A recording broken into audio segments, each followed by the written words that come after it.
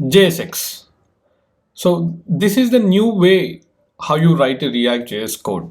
So it's nothing fancy, just the name is new to you or strange, but it's nothing but writing JavaScript and HTML together, or in other words, writing HTML inside JavaScript.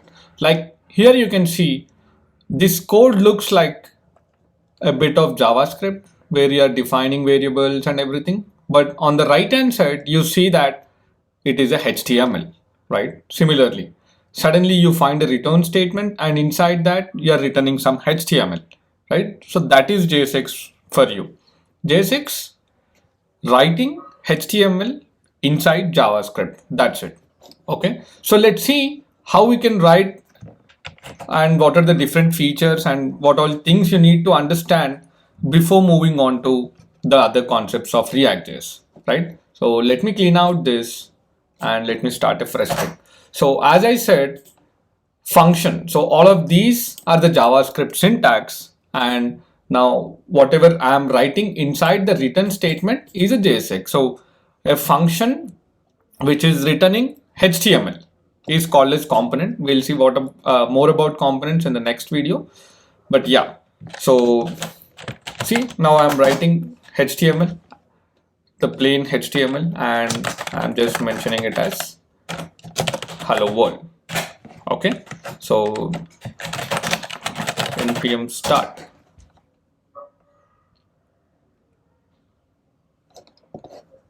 Right, so it will start the development server. Let me show you that.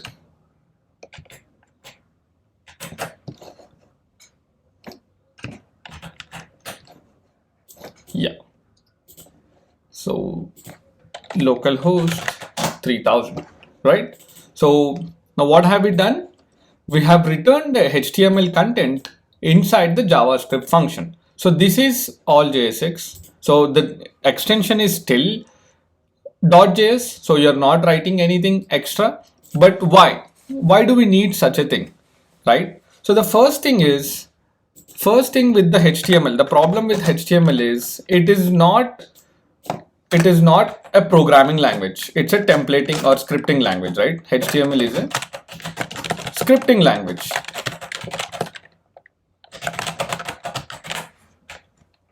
Or templating language, right? So it means there is no way you can apply any logics. I mean, there is no conditionals, there is no loops and all.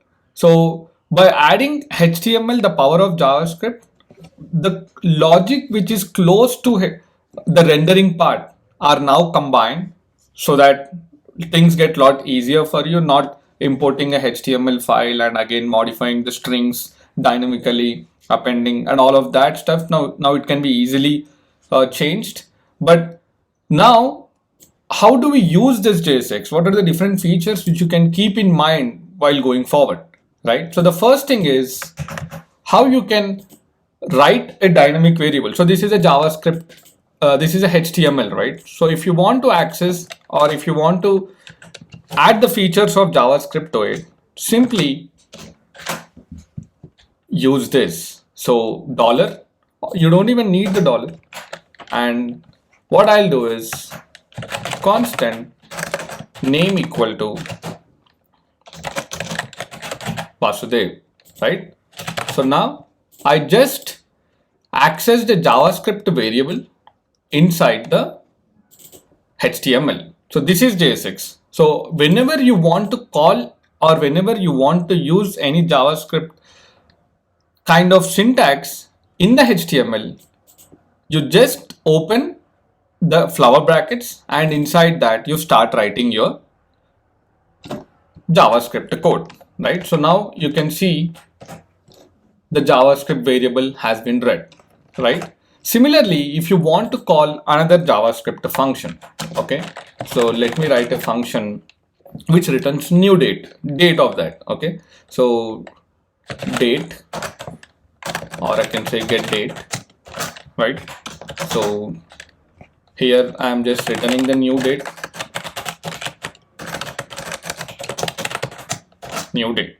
okay. So Now some JavaScript logic I have to implement. So I wrote a function, whatever that function is. In the current implementation, it is a date function. So I can simply call that function in the flower brackets, right? Now I don't need this variable. So now I was able to call this function, and it means return new date dot to string. Yeah, so date object was not directly rendering. It means now you understood that inside the HTML, it is always either you append another HTML or you put the string. So you can add any string variables dynamically using this format. Okay. Now, how we can use, we'll see how we can use the loops, or how we can render another HTML inside the JSX, right? So now what I'll do is I'll define another component, small component, right? So a component, and the difference between a component and a normal JavaScript function is that if a function is returning JSX, then it is a component. Okay, so small component. So if I want to access this component inside this, I can simply do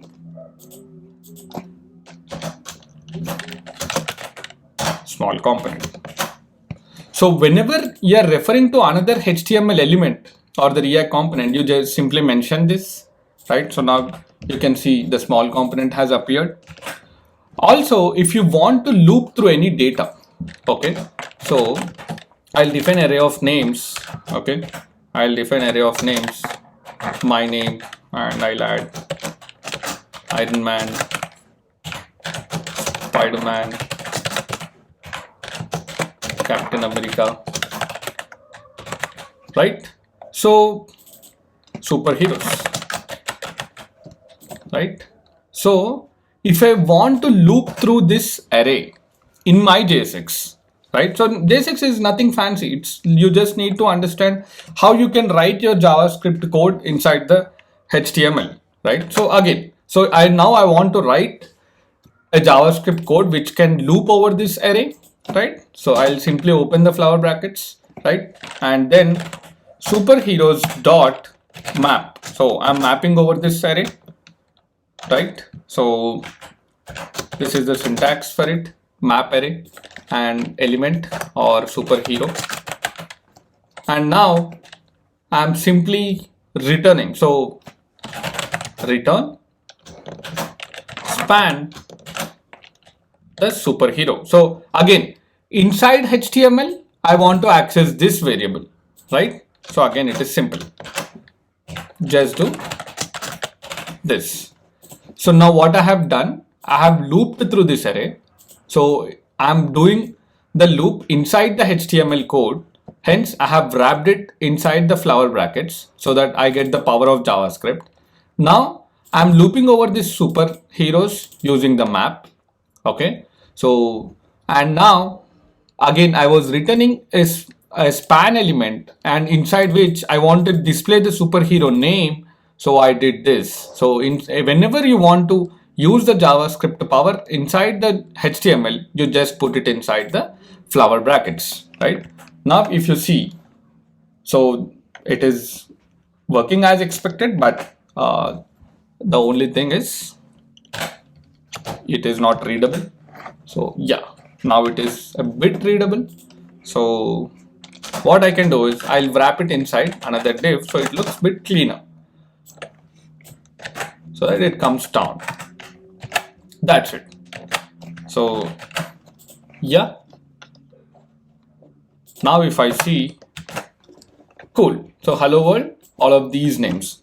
So it is just that whenever you want to access the JavaScript variables or JavaScript power inside the HTML, you just put it under the flower brackets wherever it is necessary.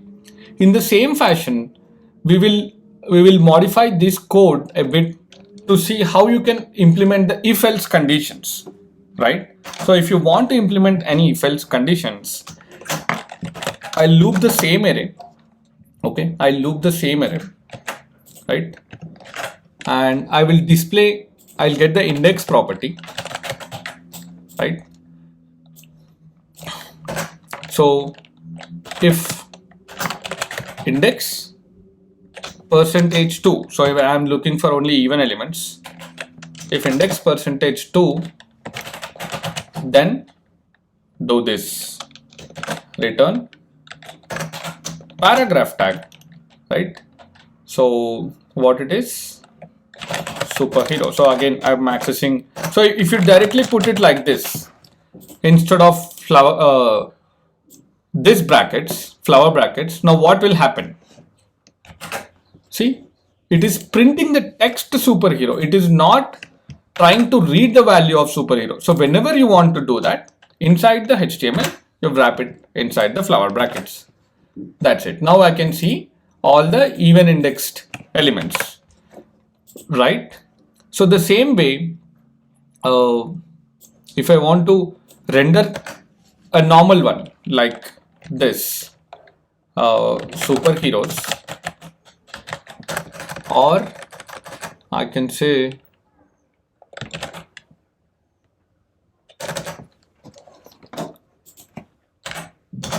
right, constant boolean is equal to false, right? So again, flower brackets, boolean, I'm using the ternary operator, right? So boolean, if boolean is false, then return p tag, and this p tag will contain my name, or I can do this, superheroes. So again, I'm accessing JavaScript inside the HTML. So it is superheroes dot join. I'm joining this element. So it's nothing but I'll join all the elements inside the array with the comma. And if it is so if it is true, then this statement will be executed, right? In the same way, if that is false, then span. Now I will join it with the column, right? So if you see, so since it was false, you get to see this. So the whole point is that whenever you want to use any JavaScript code inside the HTML, just remember blindly that you need to add the flower brackets so that it gets the power of JavaScript and nothing else. You can return anything. So if you can modify this, since it has only one argument and one return statement, with our ES6 knowledge, you can remove the parenthesis and you can also remove the flower brackets and also the return statement.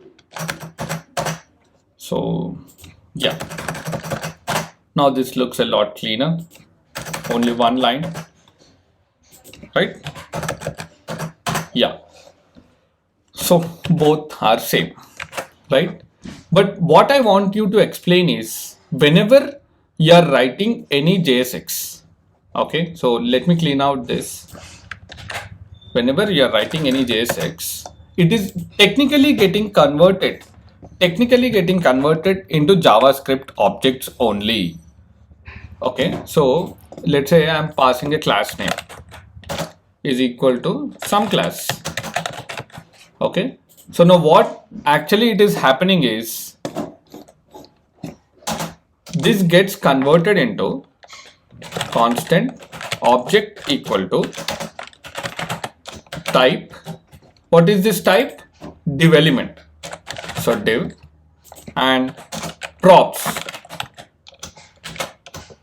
So inside the props, so whenever you are writing any JSX code, or whenever you are writing this and you are returning the JSX code, it is technically getting converted behind the scenes. What React does is it converts it into this. So props, inside that you will have class name as some class, okay, and children. So this children is the text which you are able to see. So that is hello world. So What I meant to say is, whatever HTML or JSX you are writing, that is getting converted into normal JavaScript only. So it's nothing but this object is one way of representing the JSX, right? The other way is React has an inbuilt function, create element. So whenever you are writing such a piece of code, what React does internally is it gets it calls this function using the way like this. React create element, okay, and class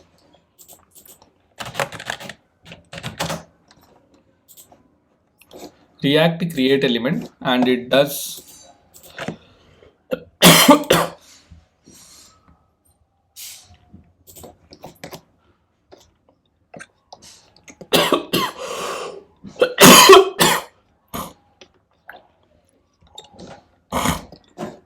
yeah.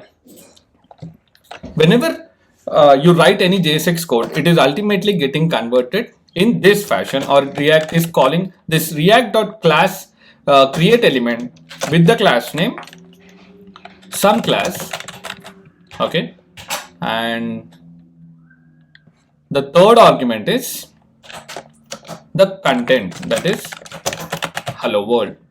So all these three are one and the same. So it gets converted to this object, or it is internally calling this react.create element. So JSX is a abstracted layer on top of this react.create element function.